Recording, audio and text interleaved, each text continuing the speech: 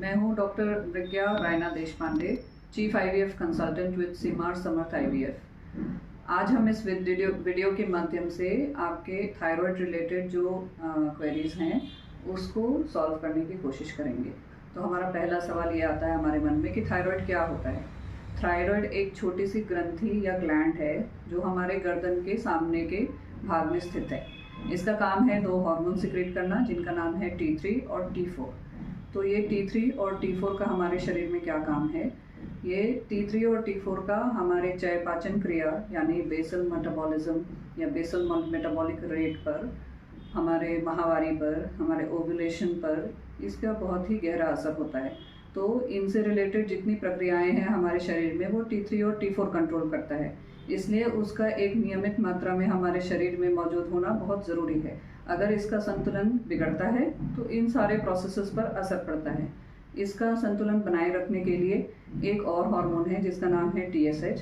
ये मस्तिष्क में सिचुएटेड पिट्यूटरी ग्लैंड से सिक्रेट होता है। जब T3 और T4 की मात्रा हमारे शरीर में घटने लगती है, यानी कि थायराइड का ग्लैंड इसे कम सिक्रेट कर रहा है, तो TSH का लेवल शरीर में बढ़ता है ताकि सिक्रेशन बढ़े। इसके विपरीत जब T3 और T4 का सिक्रेशन शरीर में ज़रूरत से ज़्यादा होने लगता है तो TSH घटता है ताकि इसका संतुलन बने।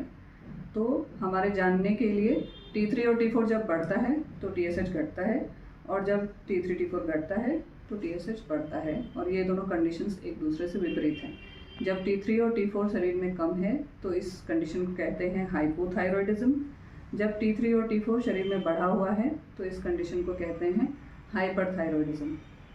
दोनों की कंडीशंस में हमारे ये सारी जो प्रक्रियाएं मैंने बताई उस पर असर पड़ता है। तो जब पेशेंट हमारे पास आते हैं तो उनकी क्वेरी होती है कि हमको कैसे पता चलेगा कि हमें थायराइड की प्रॉब्लम है या नहीं है। तो इसकी जो लक्षण हैं वो बहुत बारीक होते हैं शुरू में और धीरे धीरे करके बढ़ते हैं। ज़्यादा कॉमन कंडीशन है हाइपोथायरॉयडिज्म। तो हम पहले देखेंगे कि हाइपोथायरॉयडिज्म के क्या लक्षण हैं। समझो कोई है जिसका वजन बहुत बढ़ा हुआ है, या बहुत कोशिश करने से भी घटता नहीं है, या उसे नींद बहुत आती है, थकावट बहुत जल्दी होती है, या फिर हेयर फॉल ज़्यादा है जो कि कम नहीं हो रहा, कॉन्स्टिपेशन का प्रॉब्लम बराबर बना रहता है, स्किन ड्राई होता है, या कोई महिला है जो गर्भधारण की कोशिश कर रही है लेकिन गर्भधारण नहीं हो पा रहा, या गर्भधारण होने के बाद बारंबार गर्भपात होता है। तो ये सारे इशारा करते हैं हाइपोथायरॉयडिज्म की तरफ। इसके विपरीत जब हाइपरथायरॉयडिज्म होता है तो उसके लक्षण होते हैं कि कोई है जिसका वजन बहुत कम है, या बहुत कोशिश करके भी नहीं बढ़ रहा है, या उसे घबराहट बहुत ज़्यादा होती है, या अपने दिल की धड़कन बहुत ज़्यादा महसूस होती है। कभी कभी उनकी आंखें बाहर की तरफ आने लगती हैं, उन्हें घबराहट इतनी ज़्यादा होती है कि दिल की धड़कन ज़ोर ज़ोर से होने लगती है, या माहवारी बहुत जल्दी जल्दी आने लगती है। तो ये सब इशारा करते हैं हाइपरथायरॉयडिज्म की तरफ।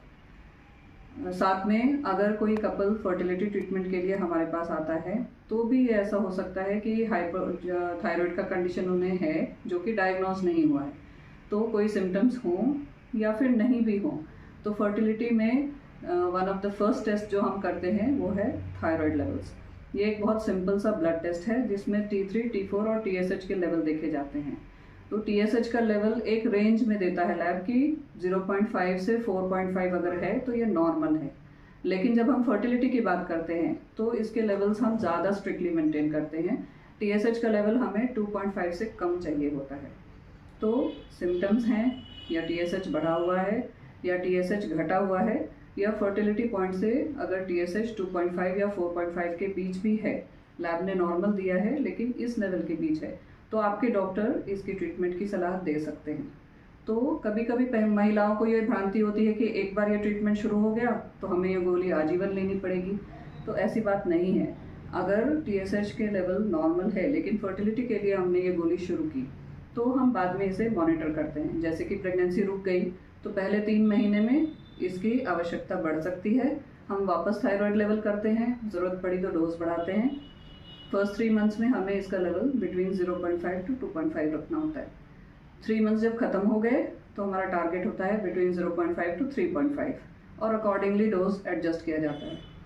एक बार बच्चे का जन्म हो गया तो हम ये गोलियां बंद करके देख सकते, गोलियां बंद करने के 3 महीने बाद हम वापस थायराइड लेवल देखते हैं, और अगर वो लैब के नॉर्मल रेंज में आता है तो हम गोली बंद कर सकते हैं। तो ये सब हैं थायराइड रिलेटेड आज की जानकारी। अगर इसके रिलेटेड आपके पास और भी क्वेरीज हैं तो आप हमें ईमेल करिए या हमसे संपर्क करिए। Thank you.